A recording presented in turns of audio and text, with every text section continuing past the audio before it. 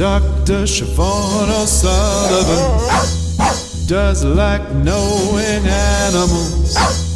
Dr. Siobhan O'Sullivan does like knowing animals. Hey people, welcome to Knowing Animals. Knowing Animals is a podcast where we speak to animal studies scholars about a piece of their work. I'm Siobhan O'Sullivan and I do like knowing animals. This episode of Knowing Animals is brought to you by ASA. ASA is the Australasian Animal Studies Association. I'm a member of ASA. It costs me $50 Australian a year, which I think is quite a bargain. It's even less for people who are unwaged. But if you can't afford membership with ASA, you can also engage with the organisation by following them on Facebook, by subscribing to their newsletter, and also by just looking them up at their website. So think about engaging with ASA, the Australasian Animal Studies Association. Okay, let's get down to our business. Now, this episode is coming to you from the beautiful campus of the University of Wollongong. It's a lovely bush campus, and I'm here for a fantastic animal studies conference. I think I've been mispronouncing it, but that's quite traditional for me. So Animal Ladies 2 are organised by the wonderful Fiona Probyn-Rapsey and also the equally wonderful Laurie Gruen. So I am again able to convince one of the speakers at the conference to join me for Knowing Animals, someone who until recently I wasn't aware of his work, but I've been very impressed hearing him speak for the last few days, and I think you will be too. So this week I'm joined by Darren Chang. Darren has a Master's in Political Philosophy from Queen's University, where he worked under the supervision of Will Kimlicka. Presently, Darren is living in Toronto and working on a project that aims to transform a farm animal zoo in the city into an urban farm sanctuary. And today we're going to discuss Darren's upcoming book chapter titled Examining Contemporary Indigenous Struggles and Animal Advocacy Through the Commercial Seal Hunt. It's going to appear in an upcoming book called Decolonizing Critical Animal Studies, which is edited by Chloe Taylor and Kelly Struthers, Montford. And it's going to be published by Brill. It'll be out in 2019. Welcome to the podcast, Darren. Thank you for having me here. Okay, Darren, take us through it. What inspired this work? I would say when I first came into doing animal advocacy and other social justice work on the west coast of Canada, there has always been a very strong culture of within the grassroots social justice movements there, of showing respect to the Indigenous peoples of that area. That is very much, always reiterated and reinforced through things like land acknowledgement and talking about the importance of supporting Indigenous and First Nations activists in their struggles to defend the land, defend their communities. So that has always been familiar to me, that in order to effectively overcome, destructive capitalist and violent capitalist forces and colonial forces, it is very important to support Indigenous struggles. So that was all about probably 6 or 7 years ago when I first started doing this kind of work. And fast forward to about just 2 years ago, this documentary called Angry Inuk was released. It was made by filmmaker and Inuit filmmaker Alethea Anakakbaril, and it's very much a defense of the Inuit participation in the commercial seal hunt in Canada. And of course, the commercial seal hunt, as many listeners would probably know, have been heavily targeted by Western animal advocacy and environmental nonprofit organizations over the past few decades. Organizations such as Greenpeace, Sea Shepherd Conservation Society, PETA, Humane Society International. So I guess the main argument of the film, there are several main points made in the film. One was that targeting the seal hunt through campaigns such as the ones that got the European Union to ban the import and sale of seal products was actually very much hurting the Inuit communities in the north, because they economically depended on that trade. And despite there being an exemption made in those bans for Inuit people to continue trading their products, it was the ban did not consider that the Inuit people depended on the commercial trade, and essentially dictated that they could only continue to hunt seals and use their bodies for traditional and subsistence reasons. And the other point was that that these Western nonprofits, NGOs, they were targeting the seal hunt strategically for fundraising reasons, and in that process, they unfairly and unethically used a lot of imperialist and racist types of language, and really took advantage and exploited that power dynamic. And it was easy to get supporters to donate money and get on board with the campaigns when the targets are marginalized and oppressed Indigenous peoples. So I was very much moved when I saw this documentary. And for me, I, as an animal rights and animal liberation activist, obviously, I personally don't like to see seals being killed, but at the same time, I understand the importance of respecting Indigenous sovereignty and self-determination and autonomy in deciding within their own communities what is best and how to approach these issues related to human, non-human animal relations. And oftentimes it is not our place as settlers, and if not outright descendants of colonists, to reproduce these forms of violence through imperialistic sort of campaigns and strategies in order to change a community's practices and culture. So that prompted me to write this paper, to really take a closer look at all the different kinds of positions and perspectives that were taken in the seal hunt. Because the thing is, despite agreeing with many of the critiques that Arna Brill offered in her film, I also felt that the animal advocates definitely had really good arguments and points that they were making too. For example, they commonly or often would attribute blame to the Canadian government for being the real sort of the bad guy that is providing subsidies to this violent capitalist industry that is killing hundreds of thousands of seals year after year, despite knowing that the demand for seal products was starting to dry up, and that they're doing this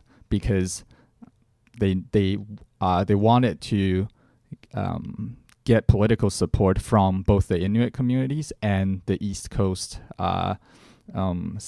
sealers or seal hunters, and they also had their own agenda, which is the reason why they want this type of political support, is because they wanted to work with corporations to do more resource extraction in the north, things such as mining or offshore drilling. And so I see this tension where, on the one hand, we don't want to see. I guess the tension is this: it's understanding that Indigenous peoples, and in this case the Inuit peoples, are on the front lines defending the environment, defending the ocean. They're the ones fighting, as Brill says in an article, they're the ones who are advocating for whale sanctuaries in the area and really protecting the ecological environment. But they struggle financially to support themselves and sustain their communities, and that's why they rely on the seal hunt. And so it is an injustice and very unfair for animal advocates to put extra burden on them while they're doing this kind of important work, while also recognizing that it is unfair to the seals. So it became this really frustrating lose-lose kind of situation. So I began exploring what alternatives there might be that could turn this into a win-win situation, I guess, for everybody. And I was engaging with some Indigenous scholars and activists' theories on this sort of struggle between Indigenous peoples wanting to live in traditional and ethical ways in relationship to the environment and to the land that is antithetical and challenges Western sort of private property type relations and exploitative and dominating relations with the environment, while also acknowledging that they want to be seen as modern, they want to be seen as contemporary, and which is why they feel this sort of desire to not be made invisible in a modern industry like the commercial seal hunt. So one of the ways that I propose we could resolve these issues is by adopting Indigenous epistemologies and their worldviews and how they choose to engage with the land, with the rest of the world, and with settlers. And here I'm informed by the work of Indigenous scholar and activist Glenn Coulthard, who works at the University of British Columbia. So in his book, Red Skin, White Masks, he proposed this theoretical and practical framework that he calls grounded normativity, which is a way in which people, and particularly Indigenous peoples, could live in reciprocal relationships with the land in a non-exploitative and non-dominating way, in a very respectful way. And so in this instance, it would grounded normativity, to practice it, would not just be a struggle for the land, but to actually learn from the land and the other living and non-living entities, such as trees, plants, non-human animals, rocks, rivers, and how all these entities are actually teaching Indigenous peoples the importance of of reciprocity in order for all life to be sustained and are able to thrive over time. And the reason, one of the important things here is to understand why it is that Coulthard proposes this theoretical framework. And the reason is because he is very critical, informed by revolutionaries and theorists like Frantz Fanon. He's really critical of what he calls a colonial politics of recognition, in which settler colonial states often are very quick to, well, maybe not so quick, but would be at least willing to, after being pressured, would be willing to acknowledge and recognize First Nations rights, various types of rights, whether it's cultural or language rights, but they would never recognize land rights, and they would always settler colonial states and governments would always assume sovereignty over Indigenous people's land, and so he's really trying to challenge what he describes as a misrecognition of Indigenous subjectivity from the state that treats Indigenous peoples, for example, as the wards of the state and always disempowering them and dominating them. So grounded normativity becomes this very empowering way for Indigenous peoples to disengage with this politics of recognition. and instead, recognize their own power and subjectivity. Yes. So going from that, I basically propose, informed by grounded normativity, it makes sense that perhaps Western NGOs and nonprofits could sort of, take a lesson from that and understand that, for example, that the government of Canada not only doesn't have the interests of Indigenous peoples in mind, but also don't care about the seals at all, as it has been clearly demonstrated. And so why not participate in this radical form of disengagement and instead work directly with Indigenous and First Nations communities and support their struggles and build that meaningful relationship of trust, so that we could better communicate with each other. And so one of the things that I proposed that NGOs could do is to actually participate in a process of reparation. One reason, it's because of that critique that much of their fundraising activities in the past has been arguably racist and unethical. And for those reasons, those are good reasons why they should participate in reparation. But I think generally and more broadly, colonial settlers, have this sort of duty and obligation for those of us who do want to repair historical injustices, reparation in whatever kind of way that we can to the best of our abilities, whether it's financial or other abilities, we should actively contribute and participate in that. And so if you look at Greenpeace and Sea Shepherd, these are massive organizations with millions upon millions of dollars.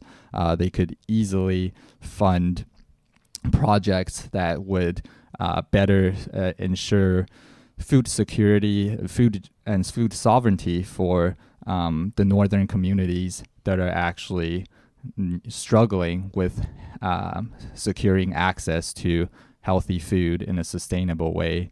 So we're talking about, and this has been covered by mainstream media internationally, when people are just completely shocked that to buy a head of cabbage in the north costs you $28, for example. These ridiculous kinds of outrageous food prices, and so some nonprofit organizations have begun working directly, seeing that there is a need and a demand from the Inuit communities to build these types of greenhouses that would allow them to produce, plant-based foods or plant foods more sustainably. So that became one of the primary examples in which I felt that NGOs could work directly with Indigenous peoples to empower each other, instead of unnecessarily being made out to be enemies against each other by external forces like corporations that have resource extraction agendas or interests in the North, or the Canadian government. Yes. Now, Darren, you also write about the role the seals themselves play in resisting. Can you say a little bit about how you think about that issue and why it was important for you to talk about the seals as individuals with agency, I should say? Sure.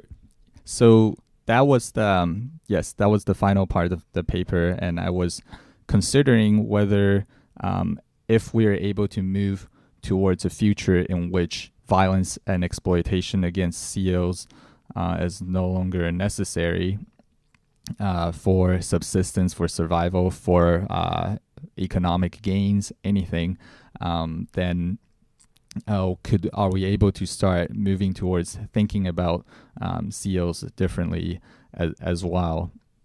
And part of that, again, is informed by Glenn Coulthard's work, because in his theory of grounded normativity, he talks about, this respectful way of recognizing that humans are not the only living beings on the land who possess agency or spirit, and that he also recognizes that Indigenous peoples would also recognize that in other animals as well. And And the other thing that he mentions in his book is he recognizes how in settler colonial states, oftentimes, for example, in places like Canada or Australia, Indigenous populations have been so decimated that they are, they're currently the minority population, and they understand being in that position.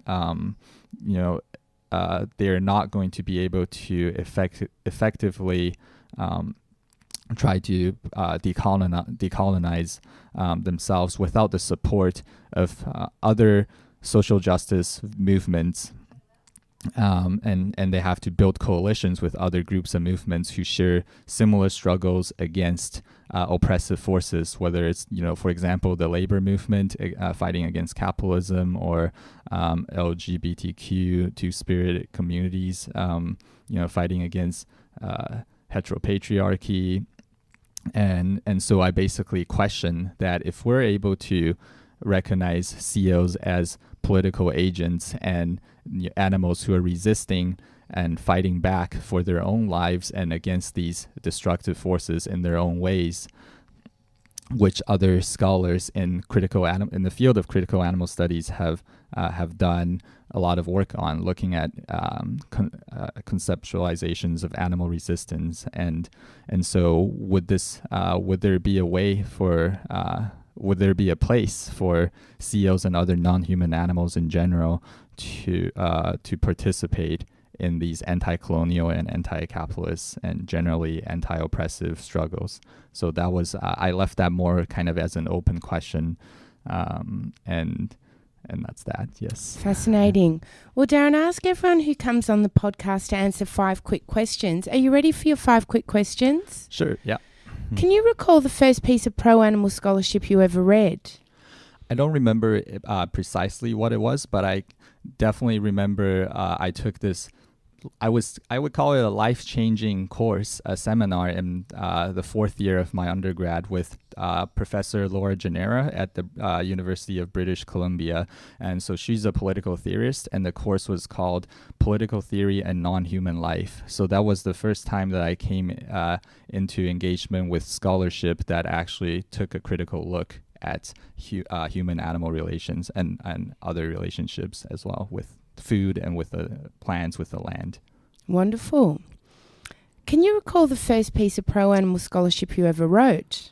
Yeah, so at the time, towards my final year in my undergraduate degree, I had an opportunity to work as a research assistant with the animal welfare program at University of British Columbia, and they're very much science-based. They try to use scientific methods to improve the lives of animals in a very welfarist kind of approach. And I had an opportunity to work in actually lab rats for a friend who was doing her PhD at the time, looking at how to improve the lives of rats. And at around the same time, all this literature in animal studies was coming out, talking about animal agency and things like that. So I wrote this paper I remember calling it Solidarity with Laboratory Rats, where I was looking at my friend Joanna Mikowska's work, which was brilliant in many ways, where she was finding opportunities to allow rats to express their personalities and agencies in a very oppressive laboratory setting. And so I was really inspired by that, and I took a critical look at that project and thought about if it's possible for us to act in solidarity with rats in such ways. Wonderful. If you had to name one animal studies scholar who's had a big impact on you, who would it be? I would say the book Zoopolis by Sue Donaldson, Will Kimlicka definitely made a big difference for me. I guess a big part of it was because of the discipline. So my background is in political philosophy and theory, so I was able to relate to that. But then more recently, I would say Sunara Taylor's book, Beasts of Burden, Animal and Disability Liberation. That just sort of took my thinking to, I guess, a whole other level of, yes, yeah. Fantastic. What's the most important thing academics can do for animals? So here I would, I guess, reiterate what I've heard from Dinesh Wadawal, who talks about this important practice of slowing down and finding opportunities to think slowly and carefully through complicated issues. And I think academics at a university setting has the opportunity and privilege to partake in that practice. And I think here I'm also thinking of Soko and Afko, who are two sisters, and they have written on the connections between speciesism and anti-Black racism, and for them they talk about how so often this theorizing work and the work of thinking carefully about various interconnected issues are not appreciated and respected by grassroots activists as legitimate work. And so we should change that view and change that culture and appreciate that this is as much a form of activist labor as, say, protesting and doing outreach on the street, things like that. So those two things really inform me of the role of the academic within the movement. Interesting. So if you had the power to change one thing about the human-non-human animal relationship, what would it be? That's a tricky one, because there are so many things that we like to change, but I guess I think ideally it would be a situation in which animals would be afforded as much freedom and opportunity as possible to dictate their lives on their own terms, ultimately, regardless of what species and what kind of animal. Wonderful. Well, what are you working on next? Here at Wollongong, I actually presented an outline, basically, of something that I want to work on more in the future, which is to consider how farmed animal sanctuaries are in a strategic position to participate and contribute to anti-colonial struggles. And so I think I might delve deeper into that in the future. Wonderful. And how can people find out more about your work? I don't have a lot of work available online at this point or anything like that, but yeah, I guess that would be something more so for the future. Yeah. Okay, so you're a man of mystery at this stage, but people can look out for your book chapter? Yes. Yes. Wonderful. Decolonizing Critical Animal Studies, coming out hopefully next year. Wonderful. 2019. Yes. Well, thank you so much for joining us for the podcast, and thank you to the listeners for joining us for Knowing Animals, a podcast where we talk to animal studies scholars about their work. Now, you can find us very easily online. We have a Knowing Animals Twitter account, which is at knowing_animals. I've got a Twitter account, which is at SO_S. Knowing Animals also has a Facebook account and a Instagram feed. Finally, don't forget to leave a review on iTunes. Reviews make it easier for other people to find us. I'm Siobhan O'Sullivan, and I do like knowing animals.